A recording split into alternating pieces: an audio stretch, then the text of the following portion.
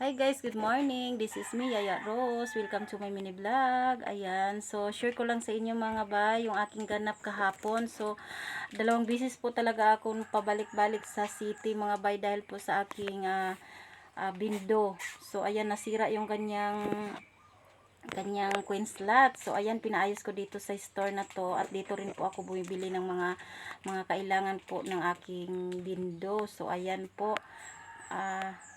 Ayan po, dahil dito na po ako sa city, so nagbayad na lang po ako sa aking contribution sa SSS. Ayan, so tanghali na, hindi na po sila nagbibigay ng number para pumila po tayo magbayad. So kumain muna ako dito sa ganitong restaurant. So hindi ko lang po babanggitin, baka bawal.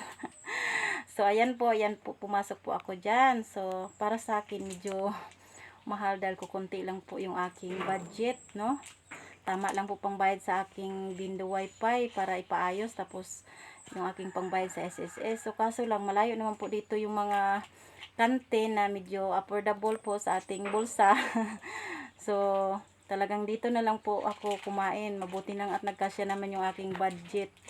Nagkasya yung aking budget. So gustong gusto ko rin po makapasok sa mga ganitong restaurant kasi sobrang tagal na po na hindi po ako nakakain po dito. Mga 20 years ago na siguro. Charot. Oh.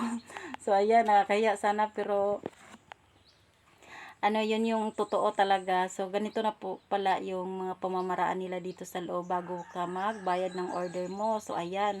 So mga high-tech na talaga. So parang na-amaze nga ako at hindi ko po talaga alam kung paano. Kaya yun, tinulungan po ako ng kanilang mga dito, mga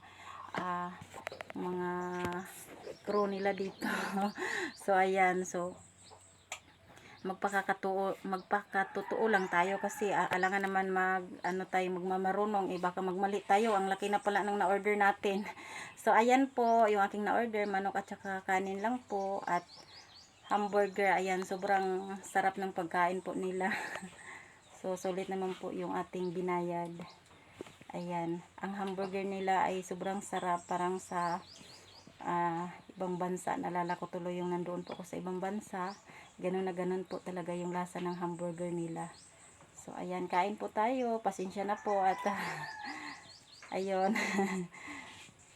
Nagpapainggit ako na kumakain ng hamburger. Iniisip ko nga yung aking mga anak. Tapos ako nakakain sila. Wala naman akong pasalubong dahil isang piraso lang po ang nakayanan bilhin. So ayan. So sana sa susunod na mayroon tayong budget, bibili tayo ng marami. So ayan po. Tapos na po akong kumain. Pupunta na po ako sa office ng SSS para magbayad.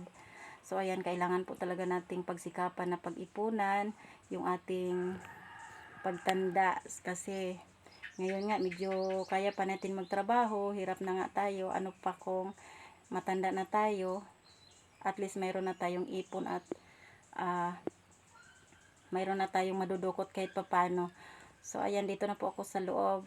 So pagkatapos niyan, bumalik na po ako sa store na pinapaayusan ko. Ayan. So ayan po, pauwi na po ako. Ayan, last trip na yata itong sinakyan ko kasi hapon na. So ayan po, ang sasarap pa naman ng mga pasalubong nila dito na binibinta. Kaya lang wala na po akong pera. Tama na lang po pang pamasahe. Kaya yun, hindi ako nakabili. Wala akong pasalubong. Yun lang. Thank you for watching.